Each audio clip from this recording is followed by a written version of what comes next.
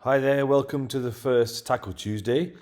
This is a quick video that we're going to be doing every week, which will look at the new tackle height laws, some clips from the weekend's games, and just some detail for coaches and referees linked to some of the specifics within the law trials.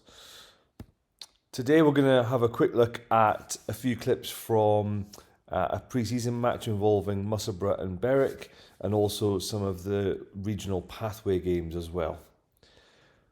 So in this first clip, we see a lovely low tackle completed by the Musselburgh player. Nice and low, great body position. It takes the player to ground early, tackle completed.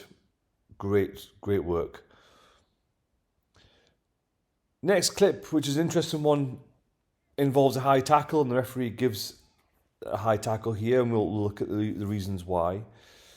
So if we just skim forward a little bit into this situation and fast forward, we see that the players arriving are high. The number 11 hasn't dipped or bent over, so they're in a relatively upright body position. So in this situation here, obviously we're looking for the players to get low below sternum. So in this situation, the referee gave a penalty and played advantage from this situation because there's no mitigating circumstances, and that initial contact was above the base of the sternum. So that's fundamentally what we're trying to avoid here, is having situations like this. We need those tacklers to be lower, getting a much more effective lower tackle technique to take that player to ground. Now this is an interesting clip from one of the regional pathway games over the last couple of weekends that have been held up at Stirling County. So this involves the ball carrier actually dipping into contact, and we'll just play the clip through and then look at what the sanction would be for this. Okay, so again we'll just look at reversing this and rewinding slightly. So both the 4 and 7 in the black actually get into a nice low body position, but the ball carrier actually dips into contact.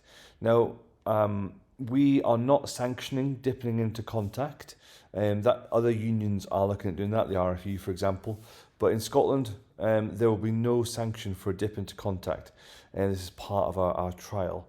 So in this situation here, given the fact that the tacklers have attempted to make a low tackle, but they've been prevented by doing so because of the dip into contact, we'll be looking to play on from this situation. So just to repeat, there's initial contact above the base of the sternum, but because the ball carrier is dipping into contact and the tacklers are in low positions, the decision would be to play on.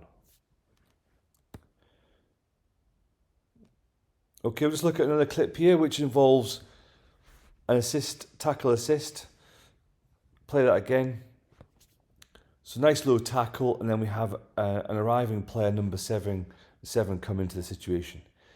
So in this situation here, if we look at it, the arriving player, number 7 here, doesn't attempt to make a tackle, and we would interpret this as the player trying to compete for ball. But actually, as the tackle progresses, as the situation unfolds, he actually removes himself from the situation, gets a separation, and then competes for ball on the ground, which is absolutely fine. Key situation here is that the assist player could have attempted to make a tackle, but must do so below the base of the sternum.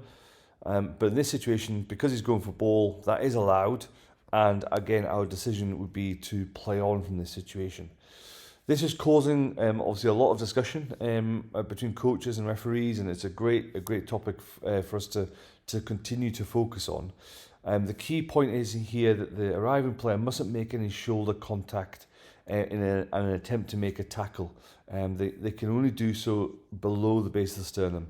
If they arrive into that situation and make contact, unless there's any other mitigating circumstances such as the ball carrier dipping, then the referees are entitled to look into penalty advantage for the situation. Thanks very much for listening to this first Tackle Tuesday. Quick snapshot of a few tackles. Please visit the Tackle Height Hub online, where we have lots of other videos, FAQs, and other documents for you to download. We will be publishing updates throughout the start of the season on our Twitter page, which is at Scott Rugby Coach, and also regular updates via our Development Officer Network and via online webinars. Thank you very much.